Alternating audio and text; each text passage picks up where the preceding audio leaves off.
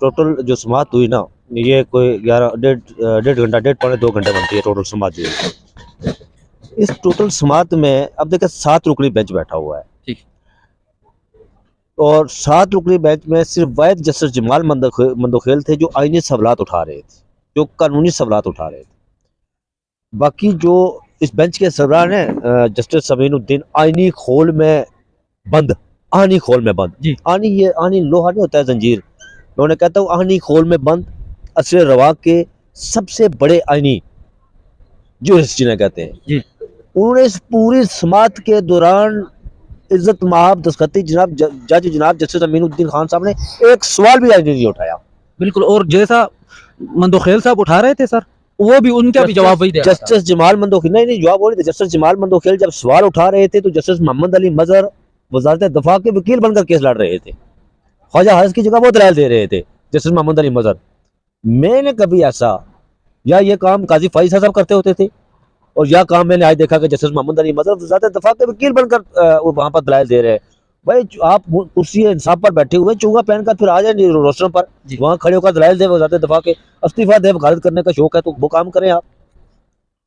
Justice Musarrat अलाली ने भी आईनी सवाल नहीं उठाया, उन्होंने फकत इतना पूछा जस्टिस मुसर्रत अलाली ने कि इसका मतलब ये हुआ जी कि जब हफीजुल्लाह नियाज़ी साहब सवाल बता रहे थे अदालत को, वो अबदीदा हो गए वहां पर कि कोट लखपत जेल में जो लोग जिन्हें सजाएं देकर भेजा गया वहां पर उनके साथ जो सलूक हो रहा है वो सलूक जेल मैनुअल के मुताबिक नहीं हो रहा, वो सलूक हो रहा है वही मिलिट्री कस्टडी वाला। ठीक है। तो जस्टिस मुसर्रत अलाली ने बड़े ही सवाल पूछे। इसका मतलब है जी कि पंजाब और वफाक की हुकूमत जो है वो सुप्रीम कोर्ट के अहकामात मान नहीं रही।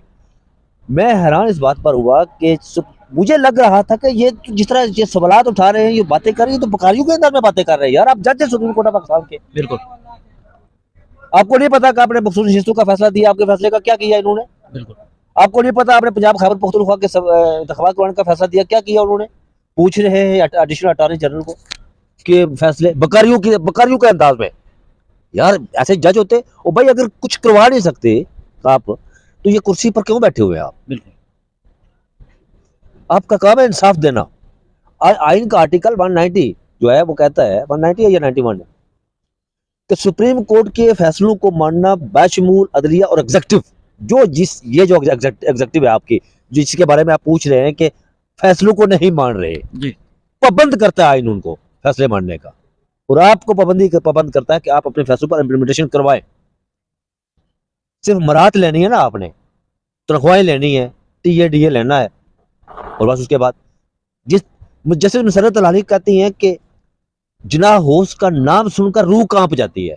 काश अगर आप ये कहते कि मिलिट्री कस्टडी में जो सिविलियन का ट्रायल हो रहा है, जिसकी ना आपका आइन इजाजत देता है ना कानून इजाजत देता है, उनका ट्रायल का सुनकर रूह कांप जाती है। काश आप ये कहती वहां पर, ये सवाल उठाते चौकी के सामने। अच्छा, जस्टिस जमाल मंदोखेल पूछ रहे हैं कि चौकी के सामने से कोई अगर बंदा चला जाए या खड़ा हो जाए तो क्या उसका ट्रायल मिलिट्री कोर्ट में होगा? तो जस्टिस मोहम्मद अली मजहर उनके वकील बनकर वजारत दफा के कह रहे हैं जी उनका ट्रायल होगा मिलिट्री कोर्ट में। ये अजीब दास्तान हुई आज, मैंने पहली दफा देखा। और फिर मैंने ये भी देखा कि जब हफीजुल्लाह नियाज़ी रोशनों पर आ रहे थे, उन्होंने कहा कि मैं अदालत से कुछ कहना चाहता हूँ, इस्तदाद की उन्होंने कि मुझे वक्त दिया जाए।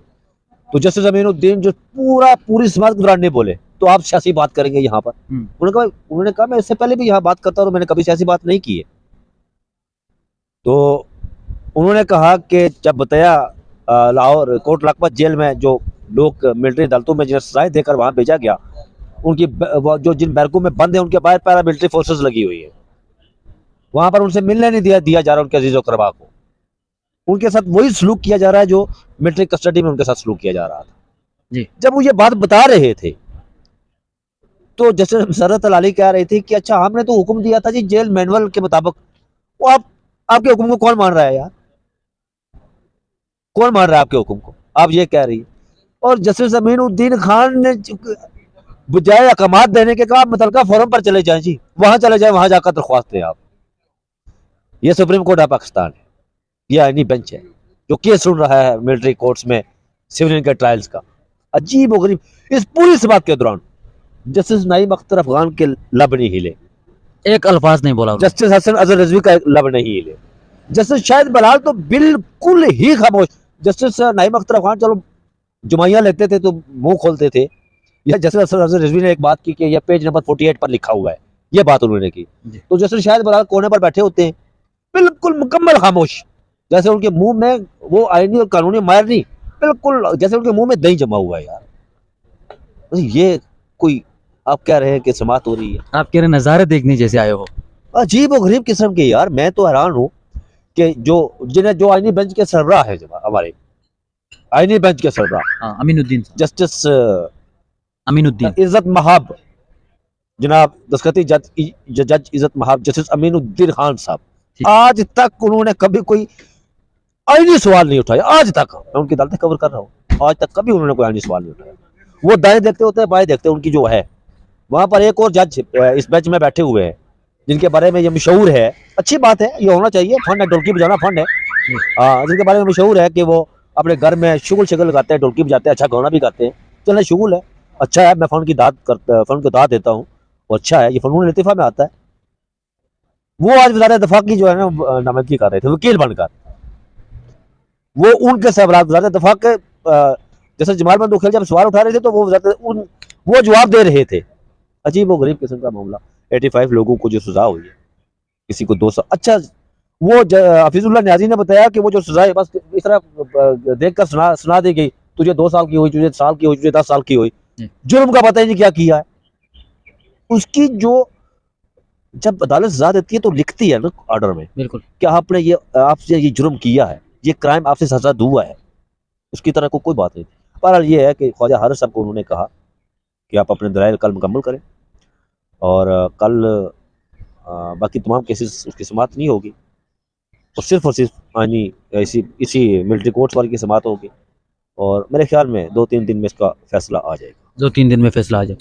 अदालतें जैसे आपने बात की सर, पहले ही मशकूक है, दिख रही है, अवाम का एक एतमाद होता था अदालतों पे, वो अब नहीं रहा। लेकिन उसके बावजूद हम देखते हैं 190 मिलियन पाउंड केस पे, ठीक है, ऐसा लग रहा है जैसे जजेस किसी के फैसले लिखने का इंतजार कर रहे हैं, बार बार मुलतवी। यार ये अताउर रहमान मुझे एक समझ नहीं आ रही है। आप जर्नलिस्ट हैं, साफ़ी है, 26वीं आईनी तरमीम जब लाई गई, आपको याद होगा कि मगवी वो आईनी तरमीम, मैं उसे मगवी आईनी तरमीम कहता हूँ, अगवा करके लोगों को वो तरमीम लाई गई। जिस शख्स ने वो ड्राफ्ट तैयार करना था 26th अमेंडमेंट का, वज़ीर कानून आज़म नज़ीर तारड़ साहब ने, उन्होंने शाम को ऐलान किया जी कि मुझे मुसवदा मिल गया जी, मुसवदा मिल गया, मुबारक हो, बेशर्मी और डटाई के साथ। 26वीं आईनी तरमीम जिन्होंने लाई थी, ये हुकूमत उस हुकूमत में शामिल नहीं थी। वज़ीर कानून का काम होता है यार, आपका आइन जो है ना, उसका आइन और कानून की अगर कोई उन्होंने तैयार करना, मुसवदा उन्होंने तैयार करना होता है। वो शाम को बेशर्मी और डटाई के साथ कह रहे हैं जी मुसवदा मुझे मिल गया, मुबारक हो जी, मुबारक हो। इसी तरह ये 190 मिलियन पाउंड का वो जज साहब कहेंगे कहीं फैसला आ गया जी, मुबारक को मैं कल सुनाऊंगा। बस ये है असल में मामला।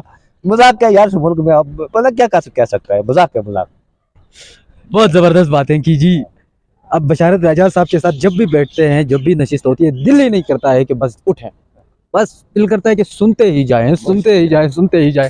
इतनी खूबसूरत और इतनी ज़बरदस्त बातें करते हैं और इतना ज़बरदस्त तज़किया देते हैं। जो बातें इन्होंने की आप उनको सुने तो हर एक अल्फाज से आपको सच्चाई दिखेगी। इनकी जो बातें होती है वो बड़ी गहरी होती है, समझना बड़ा मुश्किल होता है। जिस तरह इन्होंने कहा आईनी तरामीम 26 में, उनको मगवी तरामीम, मतलब लोगों को अगवा करवा के वो तरामीम कराएगी। तो नाज़रीन, सुप्रीम कोर्ट ऑफ पाकिस्तान में मिलिट्री कोर्ट्स का जो मामला है वो कल भी सुना जाएगा। आज का अहवाल आपको बशारत राजा साहब ने बताया। उम्मीद करते हैं व्लॉग आपको पसंद आया होगा। इंशाल्लाह मिलेंगे अगले व्लॉग में, तब तक के लिए अपने मेज़बान अताउर रहमान और बशारत राजा को इजाज़त दीजिए। अल्लाह हाफ़िज़।